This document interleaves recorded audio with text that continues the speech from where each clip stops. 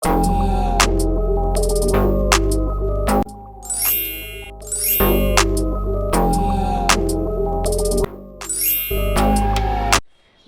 বন্ধুরা, অনেক দিন পর আবার সেলাইয়ের ভিডিও নিয়ে আপনাদের কাছে চলে এসেছি। এর মাঝে আমার আরও তো অন্য ভিডিও ছাড়ার থাকে, সেই জন্য সেলাইটা একটু দেরি করেই ছাড়ি। বন্ধুরা, আজকে আমি সম্পূর্ণ একটা অন্য জিনিস দেখাবো। আপনারা সকলে ভালো আছেন তো? তাহলে চলুন শুরু করি। এসেও কিছু শিখি পর্বে আজকে আমি দেখাবো ব্লাউজের হাতায় নিজে নকশা করে কিভাবে এমব্রয়ডারি করবেন। বন্ধুরা, বাজার থেকে কিনে নিলে এক একটা ফুল করা ডিজাইন করা ব্লাউজে প্রচুর 250-300 টাকা দাম নিয়ে নেয়। কিছু দরকার নেই, একটু যদি মন দিয়ে দেখেন নিজেই করে নিতে পারবেন। আসুন সেলাইটা আমি আপনাদের দেখাই। এই যে বন্ধুরা, এটা একটা তৈরি করা ব্লাউজ। এই ব্লাউজটা আমার দাদা আমাকে তৈরি করে দিয়েছে, ও বানাতে পারে। কাজে বন্ধুরা দেখুন, এই যে হাতার এই লম্বা দিকে এই পর্যন্ত কিভাবে নকশা করে নিজে নকশা করে ফুল নকশা আঁকবেন, এমব্রয়ডারি করবেন, সেটা আমি আজকে আপনাদের দেখাবো। বন্ধুরা, ব্লাউজের হাতায় এই যে ভাঁজটা দেখতে পাচ্ছেন, এই ভাঁজটাকে এইভাবে নিতে হবে যাতে মাঝখানে থাকে। এই ভাঁজটা বরাবর আমি এই যে সাদা কালির পেন্সিল নিয়ে নিয়েছি। এর ডগটা একটু শার্প করে নিতে হবে। যে বন্ধুরা, এই যে দাগটা বরাবর আমি চৌকো ঘর টেনে নেব। এইভাবে এই যে দাগটা মাঝখানে থাকবে, এইটাকে বেশ করে চৌকো ঘর কিভাবে টেনে নিচ্ছি দেখুন।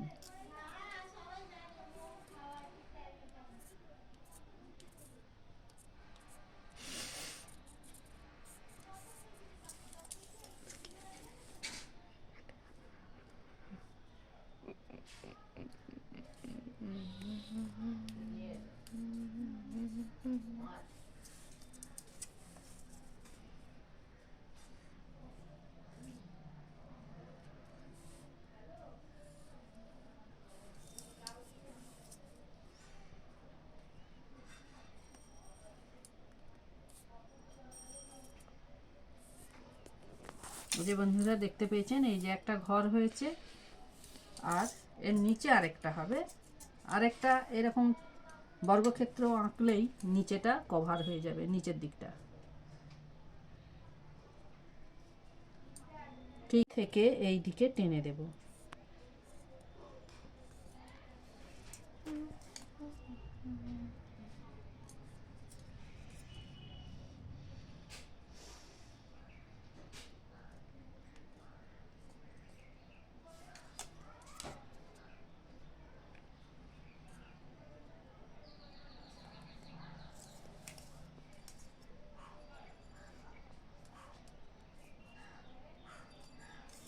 হয়ে গেছে বন্ধুরা। এই যে দু সাইডে একটু একটু বাড়া রয়েছে, এগুলো কিন্তু করবেন না সেলাই, এগুলো বাদ।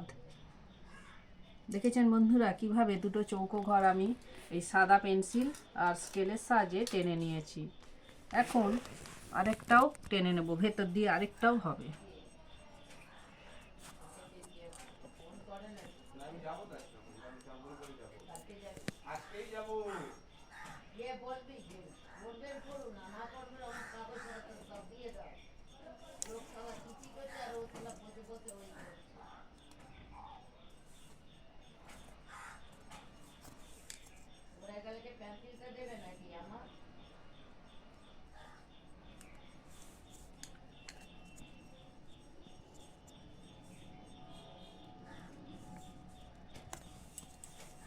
ঠিক এইভাবে এই দিকেও টেনে নেব।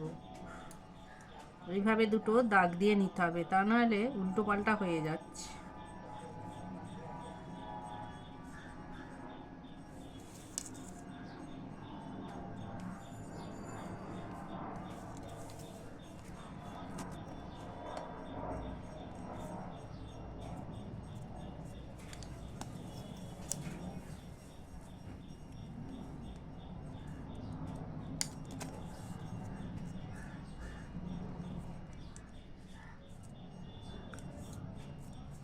বন্ধুরা, যখন এই ডিপ জিনিসে আমাদের নকশা আঁকতে হয়, তখন এই সাদা কালির প্রয়োজন হয়, সাদা কালির পেন্সিল। তাই আমি সাদা কালির পেন্সিল দিয়ে, এটা হচ্ছে ব্লাউজের কালারটা হচ্ছে নেভি ব্লু, এই নেভি ব্লু কাপড়ে আমি সাদা কালি দিয়ে ডিজাইনটা এঁকে নিলাম। এর ওপর এবার সাদা সুতো দিয়ে কাঁথা স্টিচ যাবে আউটলাইনটা। এই যে বন্ধুরা, এই ফ্রেমটা আমি এখন আটকে নেব।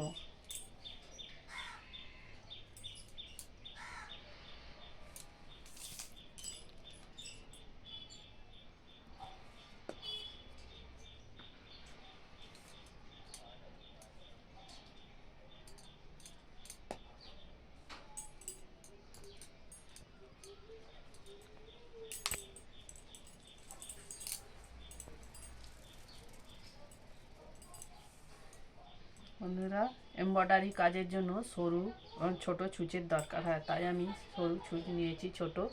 আর নিয়েছি দেখুন 4 তারের সুতো। এই যে 4টে সুতো আছে এখানে, 1টা 2টো 3টে 4টে, কারণ আউটলাইনটা একটু মোটা দিতে হবে।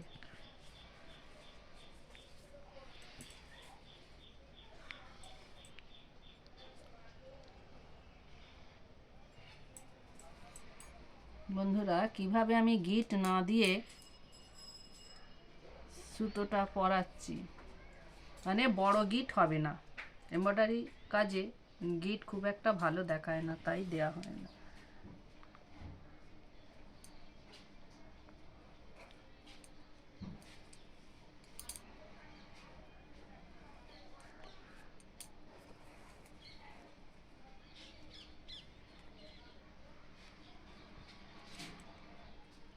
এই যে গিট হয়ে গেল, এই বাড়তি সুতোটা পরে কেটে দিলে হবে।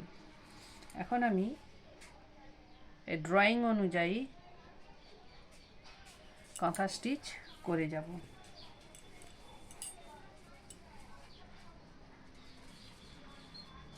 বন্ধুরা, কাঁথা স্টিচ আগে আমি শিখিয়েছি অনলি বিগিনার্সদের জন্য। এই যে ছুঁচের ডাগে কাপড় উঠবে কম, সুতো দেখা যাবে বেশি, তবেই কাঁথা স্টিচ তাকে বলা হবে। তা না হলে কাপড় আর সুতার পরিমাণ যদি কম হয়ে যায় বা সমান থাকে কিন্তু কাঁথা স্টিচ, সেটা হলো না কাঁথা স্টিচ। এই যে দেখুন আমি করছি, ছুঁচের ডাগে কম কাপড় উঠবে, কিন্তু খুব ধীরে ধীরে করছি আপনারা যাতে বুঝতে পারেন। এই যে দেখুন সুতোটা বেশি দেখা যাচ্ছে, ছিট কম দেখা যাচ্ছে, তার জন্য ছুঁচের ডগে কাপড়টা কম তুলতে হবে। যেহেতু এটা ডিপ কাপড় নেভি ব্লু কালার, তাই সাদা সুতো দিয়ে আউটলাইনটা দিয়ে নিতে হবে। বন্ধুরা, একটু চেষ্টা করলেই নিজেরা বাড়িতে ভালো ভালো এমব্রয়ডারি করা ব্লাউজ, চুড়িদার, কুর্তি পরতে পারবেন। বাজার থেকে কিনলে তো এক একটা এমব্রয়ডারি করা ব্লাউজের 250-300 টাকার নিচে পাওয়া যায় না। তাই ব্লাউজ যদি তৈরি করে নিয়ে বাজার থেকে ব্লাউজ বানিয়ে, বা নিজেরা যদি পারেন বানিয়ে, নিজেই এমব্রয়ডারিটা বাড়িতে করবেন।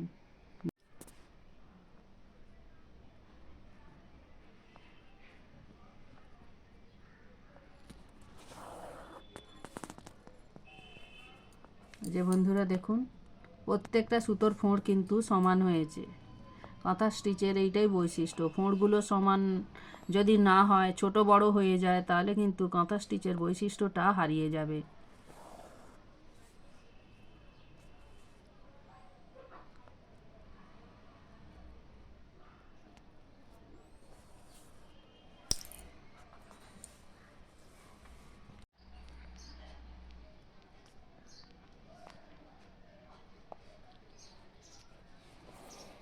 যে দেখুন পুরোটায় আউটলাইন দেওয়া শেষ হয়ে গেল। এখন সুতোটা নিচের দিকে নামিয়ে এই কোণায় তুলে নেব।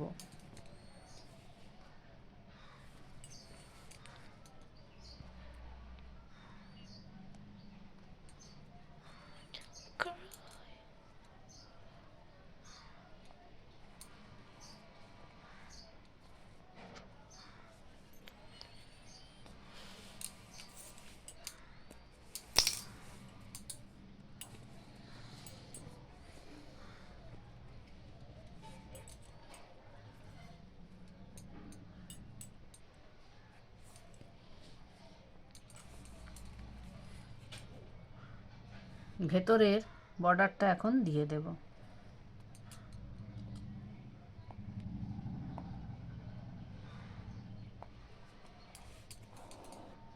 এইভাবে পুরোটা আমি করে নেব।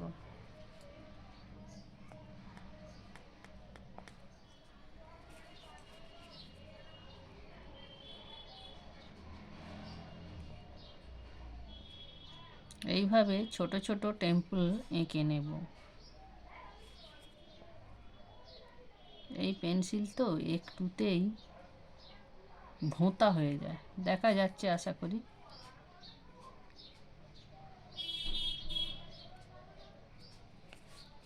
এইভাবে চারদিকেই ছোট ছোট টেম্পল এঁকে নেব।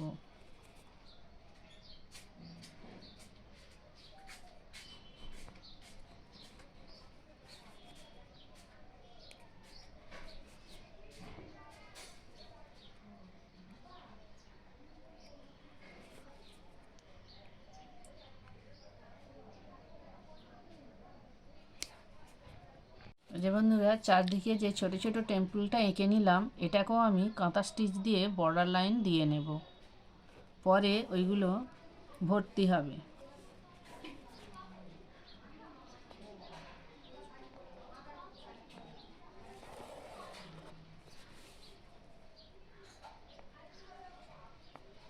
ওইভাবে কাঁথা স্টিচ দিয়ে আউটলাইনটা দিয়ে নিতে হবে।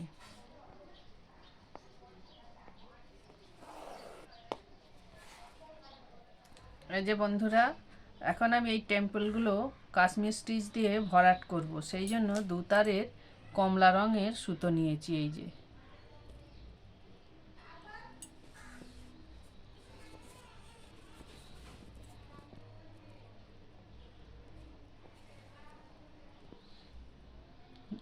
ভরাটের জন্য যত সিঙ্গেল সুতো নেওয়া যাবে ততই ভালো দেখাবে।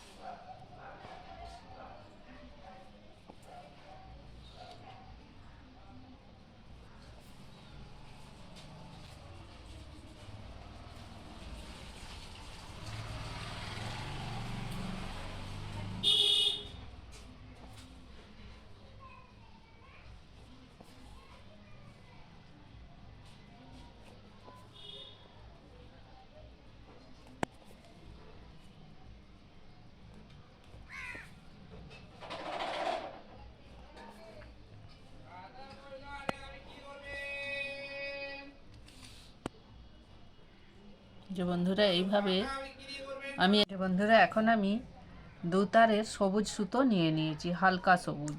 যেহেতু আমার কাপড়টা ডিপ কালারের, তাই একটু হালকা হালকা সুতো দিলে তবেই মানাবে।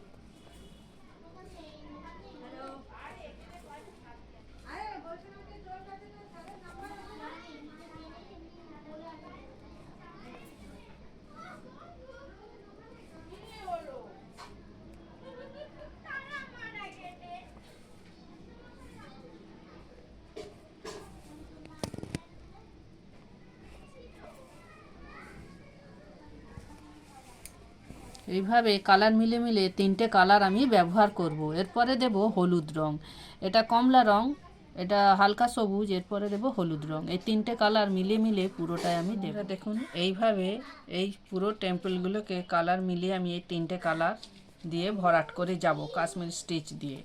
এইভাবে আমি পুরোটা করে নেব। তারপরে ভেতরে আঁকবো, এঁকে নেব এইগুলোতে। বন্ধুরা, আমি এঁকে নিচ্ছি। এই যে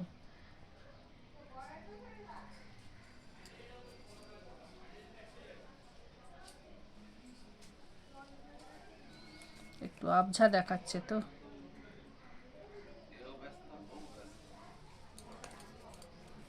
এইভাবে আমি পুরোটা এঁকে নেব। এই যে বন্ধুরা, এইভাবে 3টে কালার দিয়ে পুরো 2টো বর্গক্ষেত্রই আমি করে নিয়েছি। এখন এই ভেতরের ফুলগুলো আমি দেখাবো, দিয়ে ভর্তি করব। আরেকবার বলো। এই ফুলগুলো আমি হেরিংবোন সেলাই দিয়ে ভর্তি করব। এই যে দেখুন, হেরিংবোন সেলাইটা আমি দিচ্ছি। এটা হচ্ছে মাঝখানের গোলটা, এটা হলুদ কালার দিলাম। এরপরে দেব এই দুটো দেব কমলা। কমলা সুতো দিয়ে এই ফুলের পাপড়িটা আমি এখন ভরাট করব। আপনারা প্রত্যেকেই হেরিংবোন সেলাই জানেন, আর যারা জানেন না এখন মন দিয়ে দেখে নিন।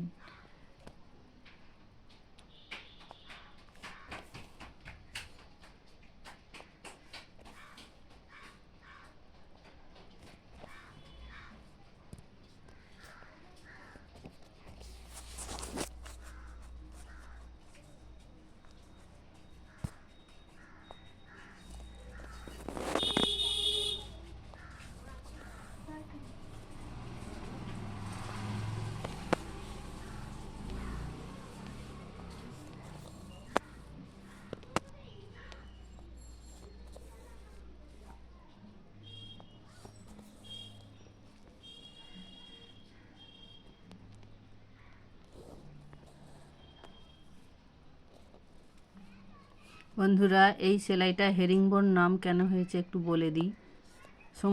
এটি একটি মাছের নাম, হেরিং মাছ আছে।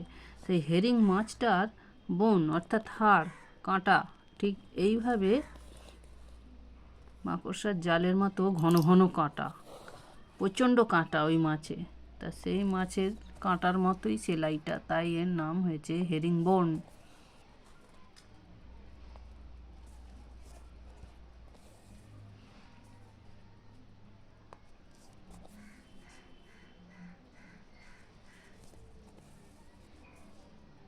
ঠিক আছে বন্ধুরা, এইভাবে এই পাপড়িটাও করে নেব।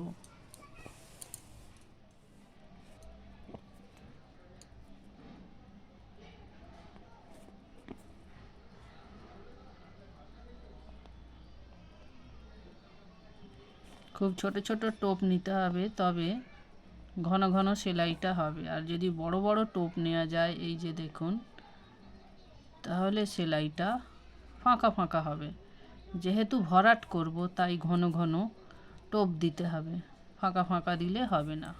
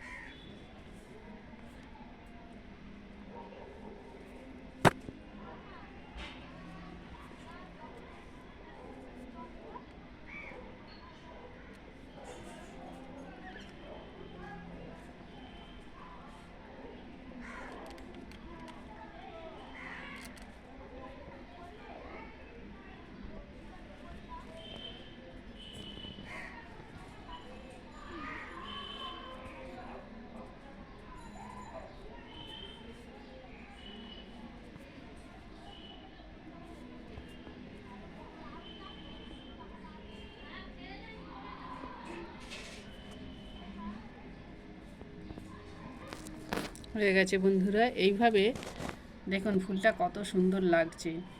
এই কালারগুলোর সাথে ম্যাচ করে আমাকে মাঝখানের কালারটা দিতে হয়েছে। মাঝখানে আবার এখানে ইয়েলো দেবো আমি।